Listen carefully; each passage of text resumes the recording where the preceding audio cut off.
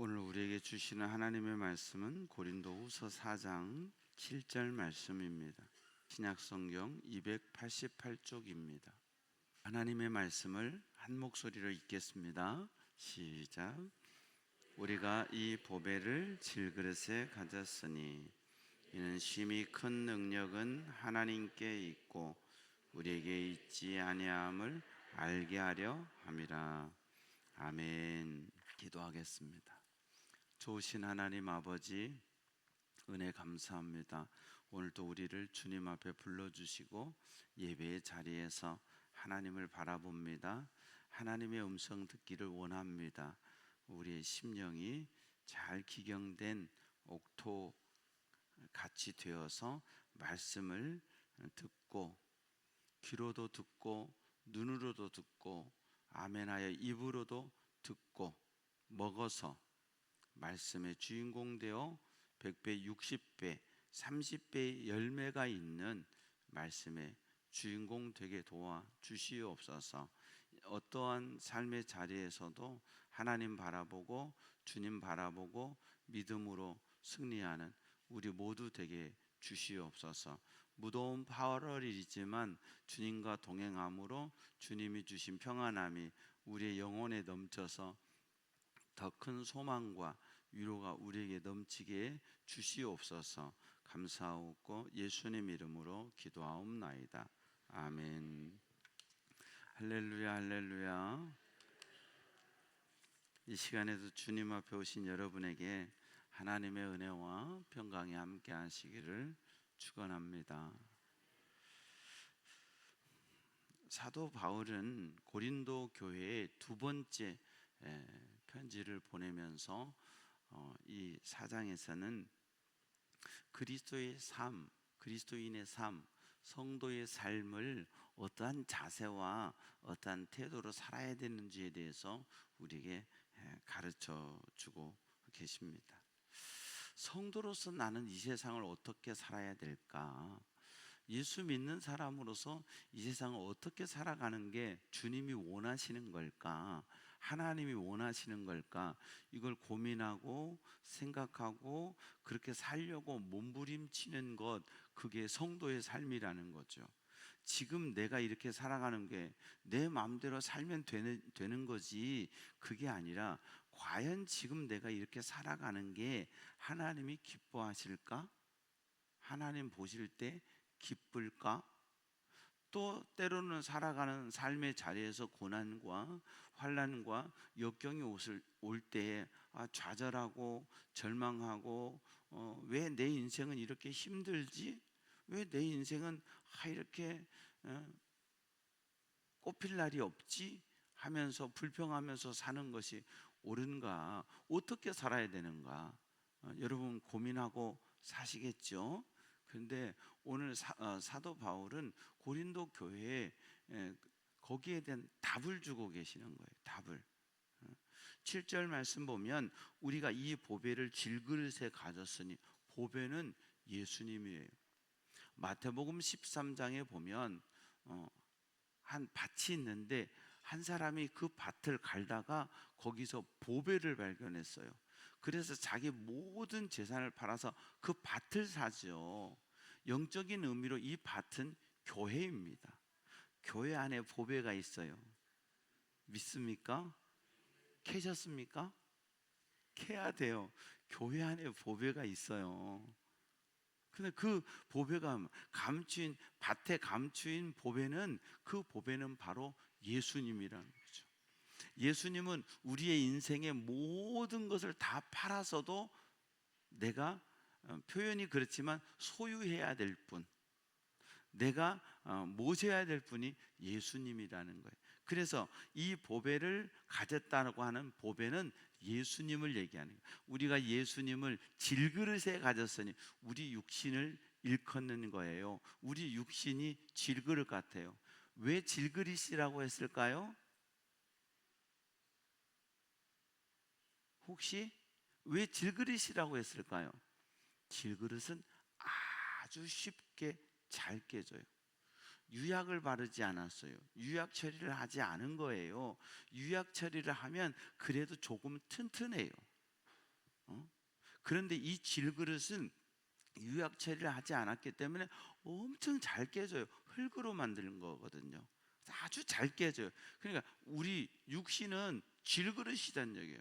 우리 육신은 잘 깨져요. 조금만 해도 다치고 넘어지고 한순간에 깨져서 이 세상 떠나가는 거예요. 우리가 질그릇이에요. 질그릇이라는 것을 깨닫고 믿는 사람은 아멘. 우리는 질그릇이란 말이죠. 그런데 문제는 우리는 항상 인생을 살아가는데 이 질그릇에 포커스를 맞추고 살아요. 내가 안 아팠는데 아파. 내가 아픈 데가 없었는데 아파. 질그릇에 포커스를 맞춰요. 질그릇은 언젠가 흠집도 나고요. 질그릇은 언젠가 깨져요. 그런데 중요한 건 뭐냐면 질그릇이 중요한 거 아니라 질그릇에 무엇이 담겼느냐예요. 자, 이 보배를 질그릇에 가졌으니 이 보배를 질그릇에 담았다는 거예요. 그러면 나는 뭐가 된 거예요? 보배함이 된 거예요. 그렇죠? 이 질그릇에 고추장을 담았으니 그럼 뭐가 되는 거예요? 고추장 항아리가 되는 거죠. 이 질그릇에 된장을 담았으니 이건 이런 된장 항아리가 되는 거예요. 그렇죠? 그런데 중요한 건 보배를 담았다.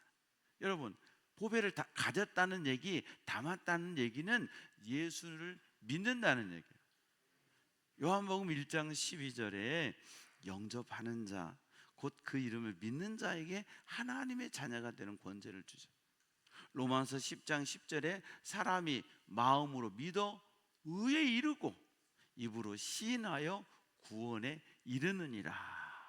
그러니까 사도행전 16장 31절에 주 예수를 믿으라, 믿으라. 그리하면 너와 내 집이 구원을 받으리라. 요한계시록 3장 20절에 볼지어다 내가 문 밖에 서서 두드리노니 누구든지 내 음성을 듣고 문을 열면, 무슨 문이에요? 마음의 문. 이거는 밖에서 여는 문이 아니야. 내가 열어줘야 되는 문이에요. 그래서 누구든지 내 음성을 듣고 문을 열면, 즉 여러분이 문을 열어서 예수님을 영접하면 내가 그에게로 들어가 그와 더불어 먹고 예수님이 내 속에 들어오시고 나는 예수님과 더불어 먹는, 같이 먹는다는 얘기는 산다는 뜻이에요. 같이 산다는 뜻이에요. 믿습니까? 잘 안 느껴져도요, 내가 예수님을 구주로 믿습니다, 예수님 내 안에 들어오셔서 나의 주인이 되어주세요, 그러면 그 순간부터 주님은 내 주인이 되어주신 거예요. 믿습니까? 놀라운 일이죠. 저는 여러분에게 말할 뿐이죠. 이 설교라는 걸 통해서 여러분에게 말할 뿐인데 여러분은 듣고 믿을 뿐이에요. 그렇잖아요. 듣고 믿을 뿐인데 역사가 일어나요. 기적이 일어나요. 하나님의 일이 일어난다고요. 나타난다고요. 아멘? 왜 그러실까요? 아니, 저는 설교로 여러분에게 전달했을 뿐인데 여러분은 듣고 아멘 했는데 여러분 쪽에 그런 역사들이 일어나요. 아니, 우리 교회도 일어났어요. 안 일어났다고 생각하는 분은 아멘을 안 하시는군요. 일어났어요. 많이 일어났고요. 여러분의 삶에도 일어났어요. 우리가 잊어버렸어요. 우리가 깨닫지 못했죠. 방중석 집사님 사고 나가지고요, 제가 얼마나 힘들었는지 몰라요. 진짜 이거 대형 사고다. 이거 뭔가 증명할 방법이 없어. 이러면은 너무 힘들다. 그때 시편 50편 15절 말씀을 통해서 하나님께서 제게 확신을 주셨어요. 그리고요, 이게 전화위복됐다고요. 딱 기도하는데 이 말씀이 생각나고 집사님하고 기도할 때 이 말씀 가지고 기도하고 하나님 바라봤더니 하나님이 전화위복되게 하셨어요. 피해자라고 큰 소리 치고 경찰도 막 큰 소리 쳤는데 나중에는 막 그 아들이 와가지고 막 이 멱살까지 잡던 사람이 나중엔 죄송하다고 그렇게 하셨잖아요. 우리 소연아 장로님 지난번에 아팠는데 여러분 잘 모르시면 저는 심각했어요. 왜냐하면 증세나 이런 것들이요, 목사님들끼리 만나면 다 이렇게 얘기하다 보면 교인들도 비슷한 상황이 있어요. 그래서 다른 목사님이 그 얘기를 하는데 심각한 거예요. 그래서 저는 걱정을 많이 했어요. 그래서 큰 병원 가서 검사를 잘 해봐라. 왜냐하면 다른 목사님들이 제게 얘기해 주는 건 그게 전형적인 폐암의 증세라는 거예요. 그러니까 저는 말은 못하지만 내 마음속에 얼마나 근심이 많아요. 자기 교인이 그렇게 원인이 안 밝혀지고 그런데 나중에 그게 폐암으로 결과가 나왔다는 거예요. 근데 똑같아. 제가 우리 장로님 이래요. 그러니까 똑같아. 그리고 기도했을 뿐이죠. 하나님 어떻게 해요? 기도했을 뿐인데 하나님요, 원인을 잡게 하시고 지금 병원에 있어야 되는데 걸어 다니잖아요. 예? 걸어 다니잖아요. 박향숙 장로님 신장에 이상이 있어서 병원 간, 우리가 주여 삼천, 저는 믿어요. 하나님이 하셨다고요. 하룻밤 사이에 균들이 없대는 거잖아요. 주균이 그렇게 없을 수가 없어요. 강종민 집사님, 여러분 지금 머리가 저렇게 길어 있으니까 다 기억 잊어버렸죠. 여기 지금 박살나서 인조인간 로봇 마징가 제트처럼 여기다 다른 거 쓰고 있어요. 그게 우리가 시간이 지나면 잊어버리는데 잊어버리면 안 돼. 안승권 집사님 병원에 입원해서 머리 다쳐 병원에 입원했을 때 제가 찾아가 신방에서 예수 믿읍시다, 교회 다닙시다. 지금 저렇게 나오면 그게 하나님의 사랑이라고요. 그게 하나님의 은혜라고요. 고은석 장로님 뭐 담도 안 좋아가지고 병원에 입원해가지고 수술을 받고 힘들 때 그게 하나님의 사랑이고 하나님의 부르심이고 하나님의 은혜라고요. 여러분 우리 모두 그걸 알아야 돼요. 우리는 질그릇이에요. 언젠간 새고 언젠간 깨져요. 깨져서 박살나서 수습 못할 때가 있어요. 그때가 언제겠어요? 주님 앞에 가는 때라고요. 그런데 우리가 말씀을 선포하고 말씀을 믿었고 그 말씀 붙들고 아멘 했는데 하나님이 역사하셨다고요. 치료해 주셨어요. 상황을 바꿔주셨어요. 하나님이 생명을 연장시켜 주셨어요. 아멘. 아니 꼭 이렇게 맞아봐야만 하나님이 역사하신 걸 믿겠습니까? 내가 예수를 믿고 이렇게 교회에서 예배를 드리고 믿음으로 산다는 거, 이게 은혜예요. 이게 기적이에요. 여러분 정말 매일의 삶 속에서 질그릇인 내가 보배 되신 주님을 내 마음에 모시고 살아가는 저와 여러분 되길 바랍니다.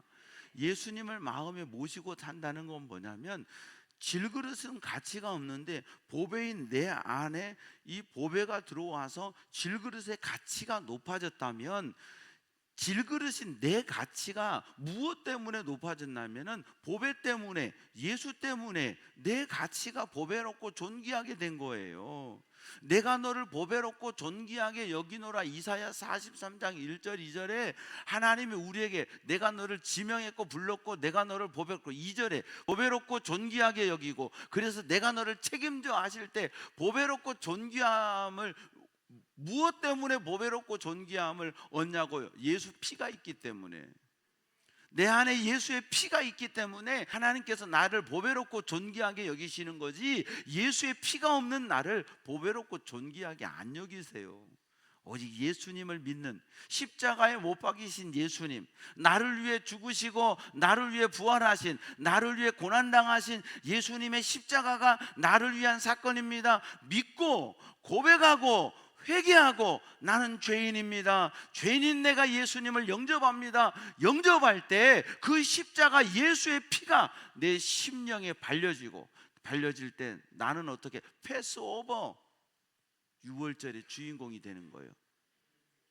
하나님의 죽음의 천사가 그 집을 넘어가는 패스오버였지만 지금 예수의 피가 발려진 우리는 패스오버. 뭐가 패스오버냐? 지옥이 패스오버예요. 지옥을 뛰어넘어 어디로 직행이에요? 천국 가는 거예요. 아멘. 우리는 예수 믿는 그 순간부터 천국의 삶이 시작된 거예요. 우리의 종점은 천국이에요. 신앙생활은 완성도 없고 완료도 없어요. 천국 가야 되는 거예요. 그래서 사도 바울은 내가 이미 얻었다 함도 아니고, 바울은 그렇잖아요. 내가 이루었다 함도 아니라 신앙생활은 현재 진행형이에요. 그냥 예수와 함께 살아가는 거예요. 근데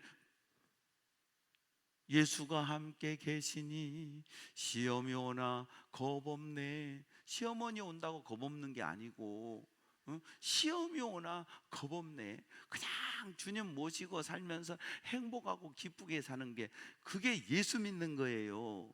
예수 믿는 사람은 얼굴이 밝아져요. 예수 믿는 사람 얼굴이 환해져요. 환해지기를 원하는 사람은 아멘을 해요. 할렐루야. 그리고요, 어떤 인생의 문제가 와도 예수님께 맡기는 거예요. 마태복음 11장 28절에 수고하고 무거운 짐진 자들아 다 내게 오라, 내가 너희를 쉬게 하리라. 무거운 짐진 자, 우리 짐 있다 없다? 있어요. 몰라서 그러지. 다 저 집은 행복할 것 같지 들어가 봐요. 안 그래요. 저 집은 문제 없을 것 같죠? 다 문제 있어요. 나만 문제 있는지 생각하지 마세요. 왜 나만 겪는 고난이냐고. 아니, 다들 겪는 고난이에요. 근데 나에게는 그만큼 이길 수 있어서 하나님이 그만큼 주시는 거예요. 깨달아지면 아멘. 근데 이 무거운 짐 가지고 주님 앞에 왔잖아요. 그럼 주님 앞에 내려놓고 십자가 밑에 내려놓고 십자가 밑에 묻어버리고 가야 되는데, 올 때는 막 바리바리 싸들고 내려왔다가 막 책보 풀어요. 옛날 저 어렸을 땐 보따리상이 있었어요. 이고 다니면서 옷도 팔고, 이고 다니면서 생선도 팔고 보따리상이 있었다고요. 다 와서 내놓고 속옷도 보여주고요, 뭐 옷도 보여주면서 다 해요. 요건 얼마, 요건 얼마. 그러다가 사고 다 계산 끝나면 다 그거 바리바리 싸가지고 다시 이고 가요. 성도들이요, 교회 올 때는요 무거운 짐 가지고 와서 십자가 밑에 딱 내려놨다 예배 끝나고 축도 끝나고 딱 가는 순간 바리바리 싸갖고 다시 메고 가. 여러분, 안 그러는 것 같지요? 그런 분이 너무 많아. 십자가 아래 묻어버리세요. 이거 왜 싸들고 가요? 묻어버리면 해결은 누가 하신다? 나는 믿기만 했는데 해결은 하나님이 하세요. 그게 2절 말씀이에요. 우리가 사방으로 우겨싸임을 당하여도. 사방, 동서남북이죠. 이거 왜 여기 이게 나와요? 8절이에요. 우리가 사방으로 우겨싸임을 당하여도 쌓이지 아니하며, 답답한 일을 당하여도 낙심하지 아니하며. 사방으로 우겨싸임을 당하면 소망이 있다 없다? 여러분, 동서남북이에요. 창세기 13장 14절이죠. 거기 보면 하나님께서 아브라함에게 찾아오셔서 말씀하세요. 야, 너 지금 성경은 이렇게 됐는데 옛날 성경 동서남북을 바라보라고 그랬어요. 내나 같아요. 이렇게 또 친절하게 바꿔줬어요. 동서남북을 바라보라. 롯이 떠나갔을 후에, 아브라함이 양보하고 롯이 떠나간 후에 하나님이 오셔서 사방을 바라보라. 내가 너와 함께합니다.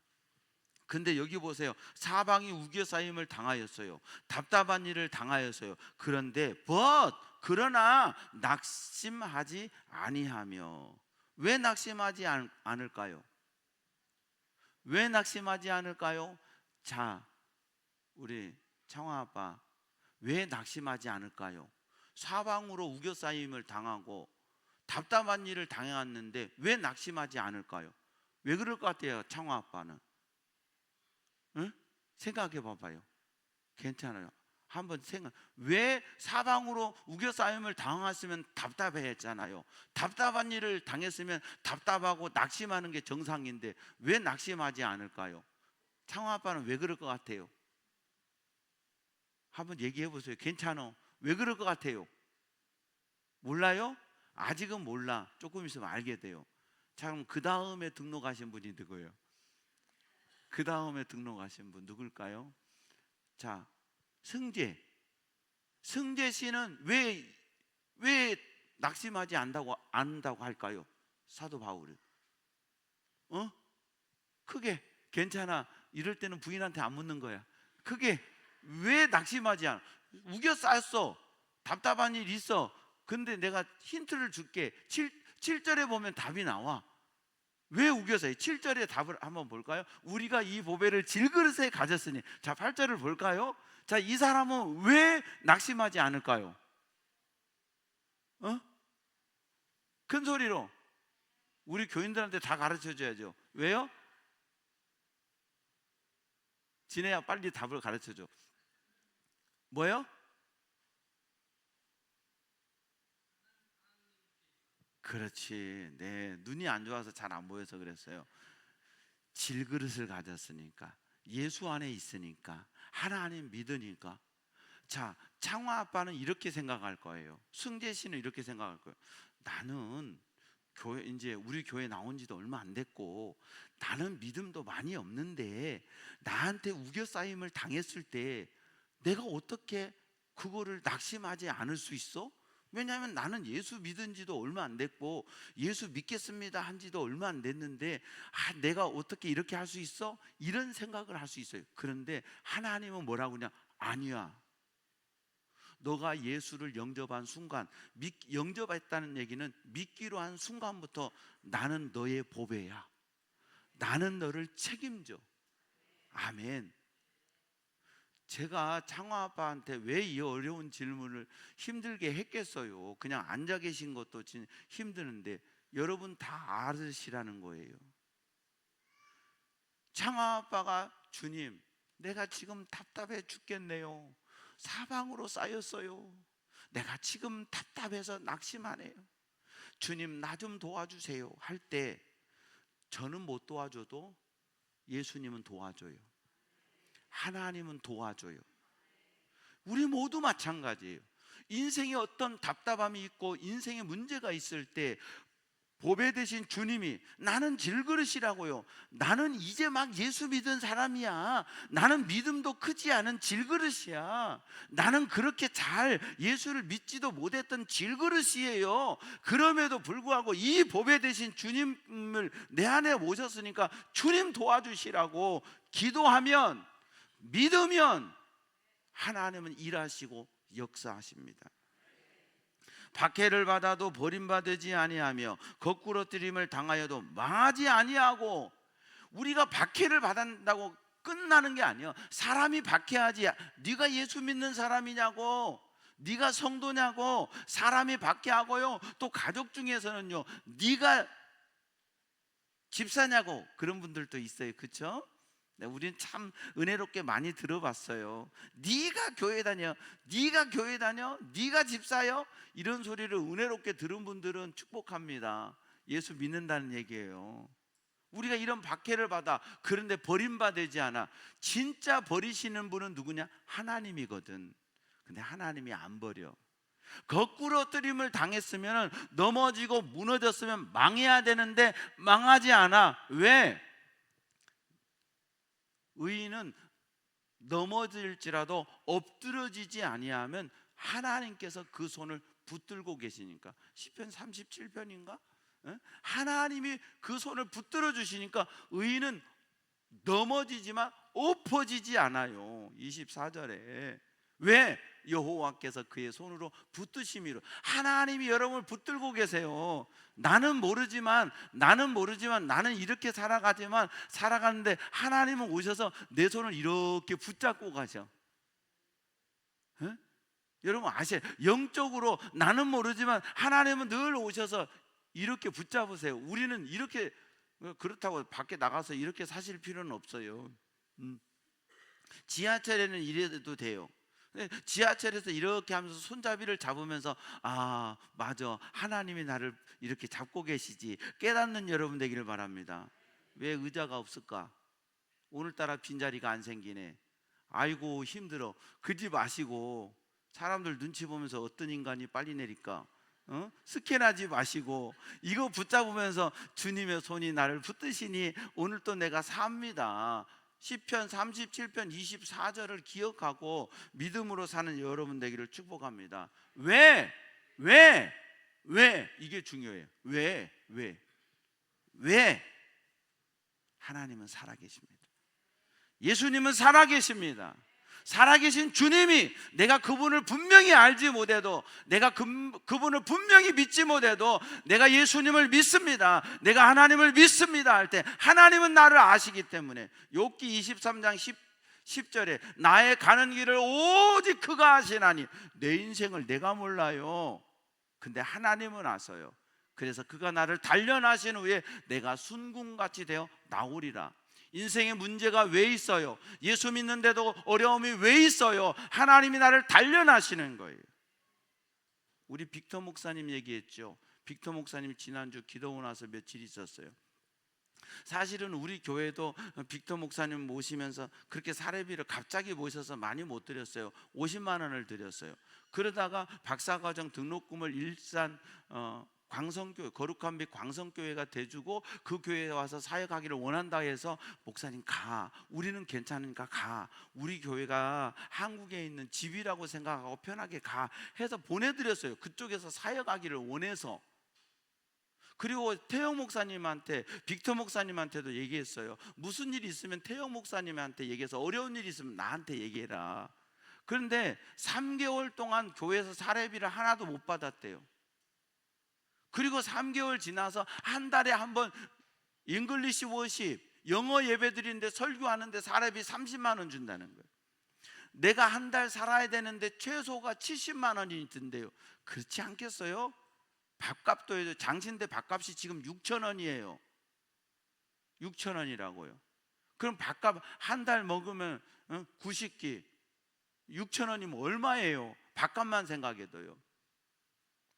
그런데 저는 그거 생각도 못했는데 원장님이 불러서 같이 저한테 묻는 거예요. 그러면 가나인 결혼했어? 애가 셋이 있어요. 그럼 가나안에서 있는 사람들은 어떻게 사냐요? 그건 저도 모르겠어요. 사모님이 벌어서 사나 저도 저도 진짜 몰랐어요. 근데 와서 통역에서 물어보니까요, 빅터 목사님이 한국에서 받는 것을 자기가 전략해서 보낸다는 거예요. 내가 살아가는 최소가 70만 원인데, 그러니까 밥을 굶고 산 거야. 하루 한 끼밖에 안 먹는 거예요. 먹어도 조금 먹어요. 저 이상했어요. 왜 그럴까?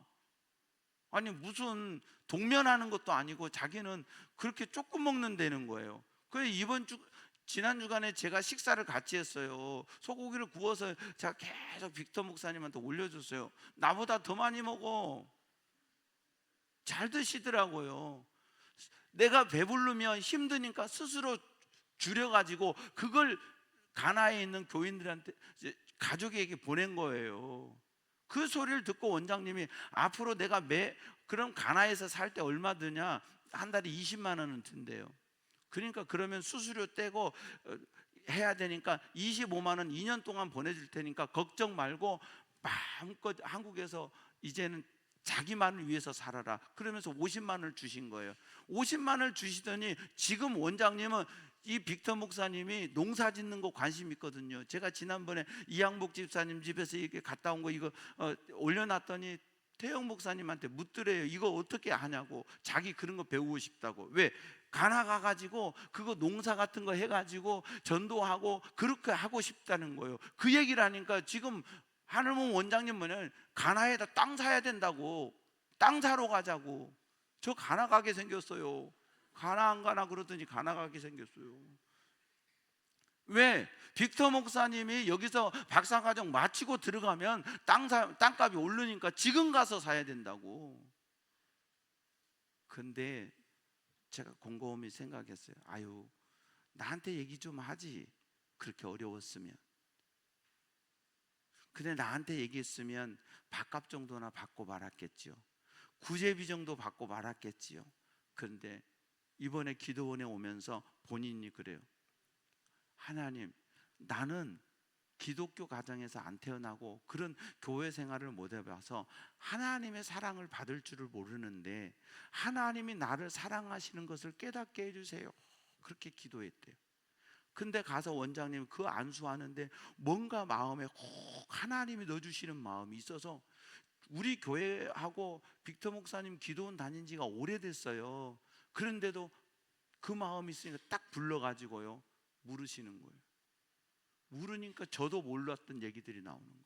아, 고난의 때는 있었지만 믿음으로 하나님 바라보니까 하나님이 들으시고 감동시키셔서 가족도 책임지고 내가 앞으로 가서 해야 될 일도 하나님이 앞서서 일해 주시더라는 거예요. 그 하나님, 우리가요 사람에게요 힘들다 괴롭다 말하지 않아도 하나님 바라보고 하나님 앞에 기도하면 하나님은 들으시고 응답해 주세요. 여러분, 그 하나님께 기도하세요. 하나님, 저는 하나님 잘 몰라요. 예수님도 잘 몰라요. 그런데 저 예수님 믿기로 했잖아요. 저 하나님 믿기로 했잖아요. 저 하나님 자녀잖아요. 하나님, 이 문제, 내 인생의 문제 하나님이 주장하시고 책임져 주세요. 그렇게 기도하시고 기다려 보세요. 하나님은 살아계세요. 예수님은 살아계세요. 그래서 여러분의 기도를 응답하신다고요. 제가 왜 창화의 아빠에게 와서 앉아 계시는 것도 쉽지 않은데 질문을 왜 하는 줄 아세요? 창화 아빠 수준에서 모든 교인들이 그렇게 하나님을 보라는 거예요. 내가 신앙이 오래됐고 내가 직분이 있고 나는 믿음이 있어. 착각하지 마세요. 그대에게 무슨 믿음이 있어요? 예수를 바라보는 믿음, 예수를 의지하는 믿음, 이게 믿음이지 나 믿음 있다고 착각하는 거 믿음 아니에요. 정말 순수한 마음, 순전한 마음, 주님 아시지요? 나 좀 도와주세요. 인생의 그 자리에서 그렇게 기도할 때 하나님이 역사하신다고요. 이미 우리 교회 가운데 그렇게 보여주셨잖아요. 얼마나 더 보여주세요? 죽였다가 살려야 돼요? 아니잖아요. 하나님의 선하심을 그렇게 보여주셨잖아요. 여러분이 더 믿음으로 보배 되신 예수님, 생명의 근원 되신 하나님 내 안에 모시고 삶의 자리에서 믿음으로 살아갈 때 하나님은 여러분의 기도를 들으세요. 그 어머니든 자식들 위해 기도하는 거요. 어머니 자식들 위해 기도해. 하나님 제일 기뻐하세요. 여러분 각자는 내 인생을 내가 살아간다고 착각하지 말고 하나님께 맡기세요. 도와주시라고. 하나님 영광 위에 살겠으니, 복음 위에 살겠으니 도와주시라고. 그럼 하나님 도와주신다고요. 반드시 도와주세요. 제가 얘기하죠. 이제 하나님이 도우시는 일꾼들이 우리 교회 안에 나타나기 시작해요. 아멘. 왜요? 우리가 그 하나님 믿고 신뢰하며 달려가니까 반드시 하나님은 저와 여러분을 통해 역사하실 줄로 믿습니다. 10절에 우리가 항상 예수의 죽음은 뭐예요? 십자가를 얘기하는 거죠. 몸의 짊어짐은 예수 십자가를 내가 믿고 살아가면 예수 생명이, 예수님의 부활이 또 우리 몸에 나타나게 하려 합니다. 십자가 단단히 붙잡고 날마다 이기며 나가세. 왜 십자가 붙드는 거예요? 예수님의 그 십자가 안에서 내 모든 죄가 용서받았기 때문에. 그리고 이 십자가를 붙드는 자에게는 이후로 천국을 약속해 주시기 때문에. 사람이라는 게요, 여러분은 많이 못 보셨잖아요. 저는 수십 명 장례식 치렀어요. 제가 지금까지 오는 동안에 제가 고등학교 때부터 여기까지, 중학교 때부터 여기까지요, 성도들 돌아가시는 거 수십 명 봤어요. 수십 명. 제가 입관하는 것도 수십 명이었고, 제가 임종기도 하고 임종예배 드리는 분도 10명 가까이 돼요. 10명 가까이 돼요. 마지막 순간에. 그리고 제가 장례식장 다니면 수백 명이에요. 수백 명. 지금까지 다니면 수천 명이 되겠죠. 큰 교회에서 부목으로 있을 때 많이 다녔으니까. 제가 장례식 주례할 때, 집례할 때 충격적인 게 딱 두 개예요. 하나는 5살짜리 장례식 치렀고요, 하나는 부부 장례식 치렀어요. 남편은 여기, 아내는 여기 가운데서 장례식을 치렀어요. 제가 장례식 치른 중에 가장 충격적인 장례식이 그거였어요. 여러분, 이 입관실에요, 입관하러 들어가 보세요. 가족 아닌 사람들은 잘 못 들어가죠. 한마디 말을 못해요. 듣지도 못해요. 말하지도 못해요. 그냥 생명 떠나서 끝이에요. 싸늘해요. 막 기도하고요, 세상 떠나잖아요. 따뜻해요. 체온이 아직 있어요. 2시간 지나면 식어요. 하룻밤 지나면요, 몸을 딱 만지면 차디 차요. 얼음장 같아요. 그게 우리예요. 생명 떠나면, 제가 늘 얘기하는, 짐승은 먹기라도 하지 인간은 혐오적 존재예요. 생명 떠나버리면, 제가 아무리 이렇게 해도요, 오늘 생명 떠나면 저는 여러분에게 혐오적 대상이에요. 무서워요. 내 죽은 모습, 내 시신을 보면 여러분들요 섬찟할 거예요. 한번 만져보고 차디 차가운 저를 만지면요, 여러분은 섬찟할 거예요. 물기는 하겠지. 그래, 지금하고 다르다고요. 사람은 생명 떠나면 아무것도 아니에요. 나 생명 있는 동안에, 나 호흡 있는 동안에 주를 찬양하리라. 복음으로 살고 믿음으로 사는 저와 여러분 되기 바랍니다. 이 호흡 거두시면 아침 안개예요. 내가 사는 게 은혜잖아요. 그러면 우리는 어떻게 살아야 되냐? 이 질그릇 가져서 오직 예수로 사는 거예요. 오직 아멘. 성도는 오직 예수로 사는 거예요. 내 안에 계신 오직 예수. 그렇게 살 때 예수 권세, 내 권세, 정말 오직 예수가 되면 예수 권세가 나한테 와서 내 안에 예수의 권세가 나타나는 거예요. 내 권세가 아니고, 나는 부족하여도 영접하실 터이니, 나는 부족하지만 예수를 영접하면 예수님의 능력이, 그분의 능력이, 하나님의 능력이 나타나서 결론적으로 나는 부활에 참여하는 자가 되는 거예요. 누가 나를 부활시키는 거예요? 호련이라는 말이 나도 알지 못하는 사이에 갑자기 거든요. 호련히 변화하리니 그랬어요. 아니 여러분, 이 누에고치가요, 누에고치가 뭐가 되죠? 누에고치가 번데기 다음에 나방돼서 나오잖아요. 이 번데기가 나방될 때 지가 알아요? 몰라. 모르는 어느 순간에 호련히 나방이 돼서 날아가는 거예요. 그걸 누가 설명해요? 그렇잖아요. 여러분, 우리가 죽어서 끝인 줄 아는데 호련히 변화돼서 부활의 몸을 입고 천국에 있어요. 그걸 누가 설명해요? 그때 가보면 알아요. 성경은 말해요. 호련히 변화하리니. 내가 이 세상 떠나지만 나도 모르는 순간에 육신의 질그릇이 깨지는 순간 호련히 변화해서 거룩한 몸을 입고 주님 나라에 사는 거예요. 이게 성도의 삶이에요. 아멘. 이게 뭐예요? 예수 권세, 내 권세예요. 부활하신 예수님의 권능이 내 안에 들어오니까 나도 부활의 첫 열매 되신 예수 안에서 부활의 열매가 되는 거예요. 아멘. 그래서 사랑하는 성도 여러분, 이 8월 한 달도 오직 예수로 살기를 바랍니다. 덥지요? 부목사님이 교회가 제일 시원하다고 그러잖아요. 믿어지면 아멘. 진짜 시원하긴 하죠, 그렇죠? 근데 조금 있으니까 더워요. 지금 우리 체온이 올라가니까 8월 한 달 덥다고 합니다. 아니, 올해는 11월 달까지 덥답니다. 기대하시라. 장난 없어요. 그러나 열대야가 꺾어지면 밤에 잠자기는 편하겠죠. 너무너무 힘들어. 왜 힘들어요? 믿으며 주여 온전케 하시는 예수님 바라보라고 힘든 거예요. 깨달아지면 아멘. 더 주님 바라보는 여러분 되기를 바랍니다. 오직 예수, 믿음으로 사는 여러분 되기를 바랍니다. 예수 권세, 내 권세. 내가 부족해요. 나는 예수 믿은 지 얼마 안 됐어. 이게 아니야. 예수님이 내 안에 계시면, 예수님을 믿으면 이건 모두에게 주신 권세예요. 믿고 살아가는 저와 여러분, 예수 권세, 내 권세, 여러분의 삶으로 증거하고 살아가는, 우리가 이번 10월 마지막에 예수 초청잔치 할 거예요. 여러분이 가장 친한 분, 여러분이 가장 전도하고 싶은 분, 나는 말빨도 없고 능력이 없으니까 우리 교회 한 번만 와봐 하고 데려고 오시면 돼요. 그분도 나처럼 예수 믿고 천국 가야지. 그런 분들 여러분이 전도해서 오면 되는 거예요. 신앙생활은요, 전도는 다른 거 없어요. 그런 마음인 거예요. 나처럼 예수 믿기를 바라는 마음, 그 사랑의 마음으로 바라보는 거예요. 성도는 믿음으로 사는 거예요. 성도는 오직 예수로 살아요.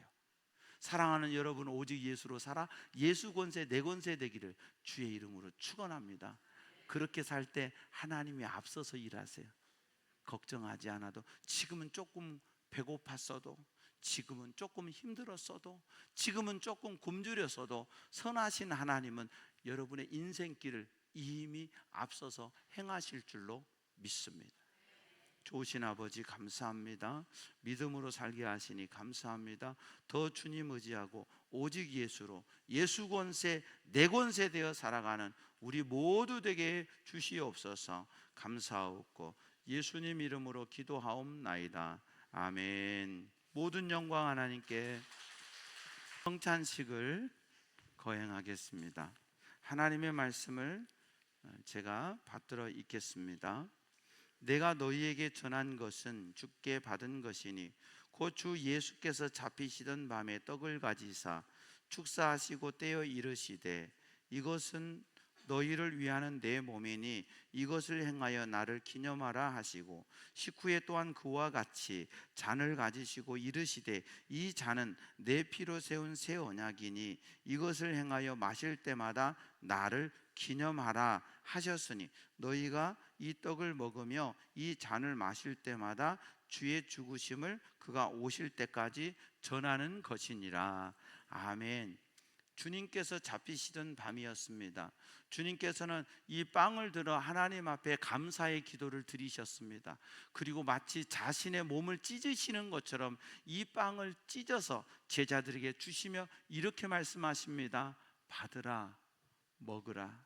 이것은 내가 너희를 위하여 찢긴 바 나의 몸이니라 말씀하셨습니다. 빵을 먹고 난 후에 주님은 잔에 포도주를 따르셨습니다.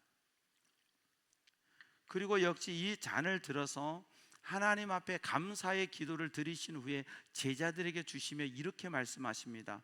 받아라, 마셔라.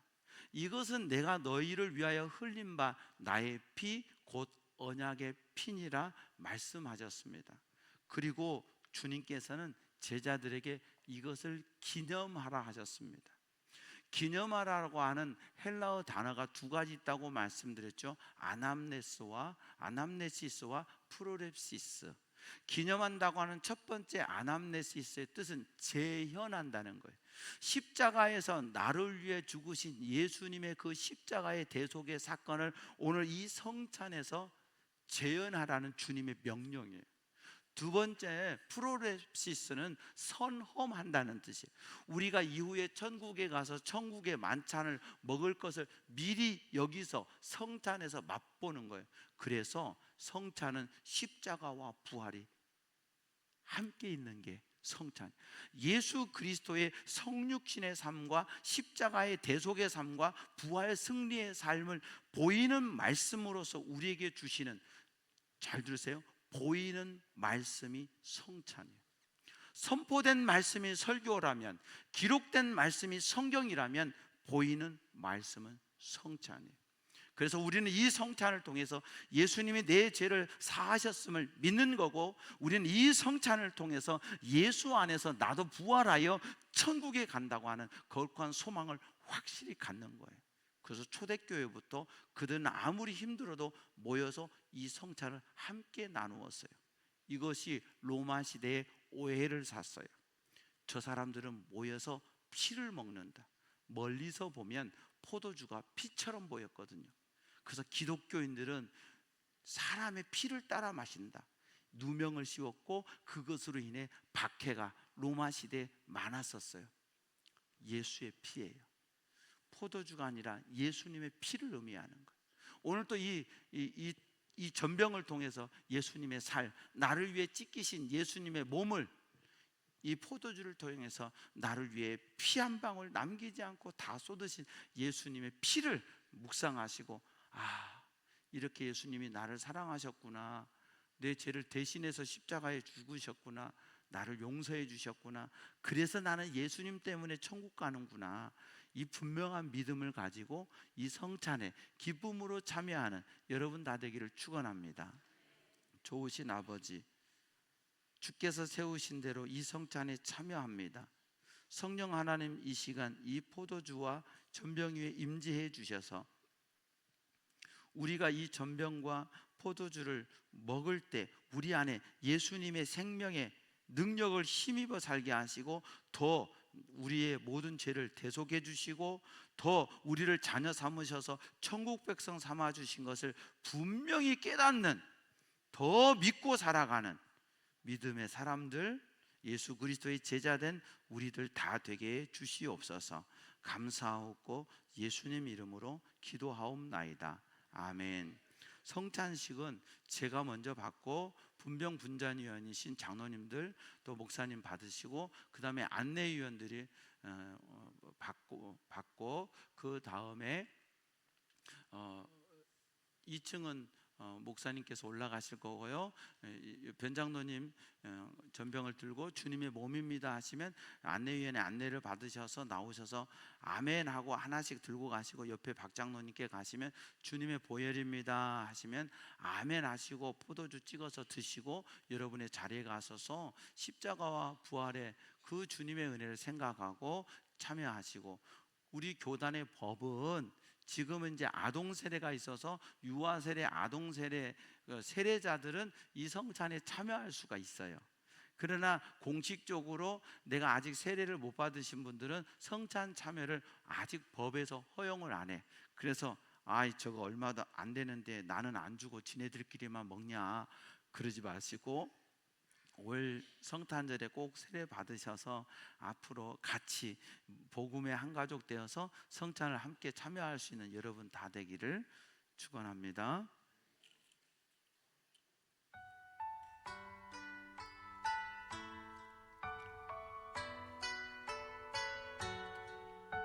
주님의 몸입니다. 주님의 몸입니다. 주님의 몸입니다. 주님의 보혈입니다. 주님의 보혈입니다. 주님의 보혈입니다.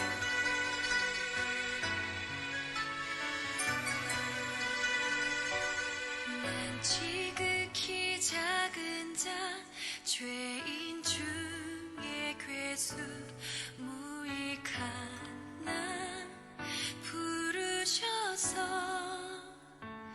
간절한 기대와 소망 부끄럽지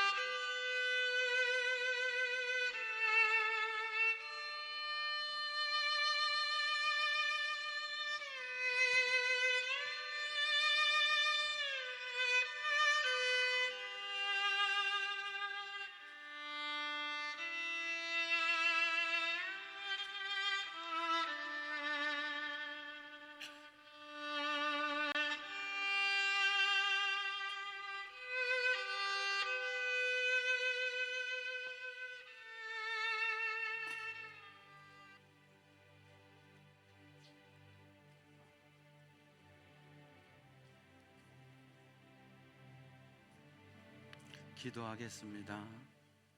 우리 주님, 아낌없이 이 땅에 보내주신 하나님 아버지, 십자가에서 우리를 위하여 못 박히시고 죄의 싹은 사망이라 하셨는데 우리를 대신하여 그 사망의 권세에 들어가시고 그 사망의 권세를 3일 만에 깨뜨리신 후 부활 승리하셔서 부활의 첫 열매가 되신 주님을 믿음으로 우리도 예수 안에서 하나님의 자녀되고 천국 백성 되게 해주신 것 생각할 때 감사를 드립니다. 우리가 이 거룩한 성찬에 함께 참여하는 믿음의 한 가족 되었습니다. 이 한 달도 오직 예수로, 예수 권세 내 권세로 오직 주님 의지하며 우리의 인생 남은 삶을 믿음으로 살아가는 우리 모두 되게 해 주시옵소서. 감사하옵고 예수님 이름으로 기도하옵나이다. 아멘. 주님은 이 성찬을 마치신 후에 제자들과 찬미하며 올리브산으로 가셨습니다. 우리도 다 같이 일어나셔서 함께 찬양하시겠습니다.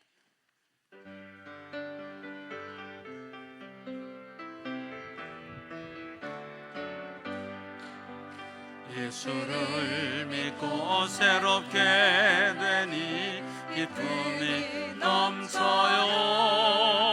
어둠 고치고 새날이 되니 행복이 넘쳐요. 이전에 없던 평안을 얻으니 찬송이 넘쳐요. 샘솟는 기쁨 전해주어요. 예수 이름으로. 예수 믿으세요 제발. 예수 믿으세요 제발. 예수 믿으세요. 예수 믿으세요. 여호와는 내게 복을 주시고 너를 지키시기 원하며 여호와는 그 얼굴을 내게 비추사 은혜 베푸시기 원하며 여호와는 그 얼굴을 내게로 향하여 드사 평강 주시기를 원하노라. 지금은 우리 구주 예수 그리스도의 은혜와 하나님 아버지의 무한하신 사랑과 보혜사 성령님의 내주 교통 충만케 하시는 은혜가 오직 예수로 믿음으로 살기로 다짐하고 결단하는 주의 백성들 머리 위에, 저들의 가정과 삶의 터전 위에, 우리 부평 제일교회와 이 땅의 모든 교회들 위에, 우리 조국 대한민국 위에, 오늘 또 복음 들고 세계 열방 가운데 달려가시는 선교사님들 위에 이제부터 영원토록 함께 하옵시기를 간절히 축원하옵나이다. 아멘.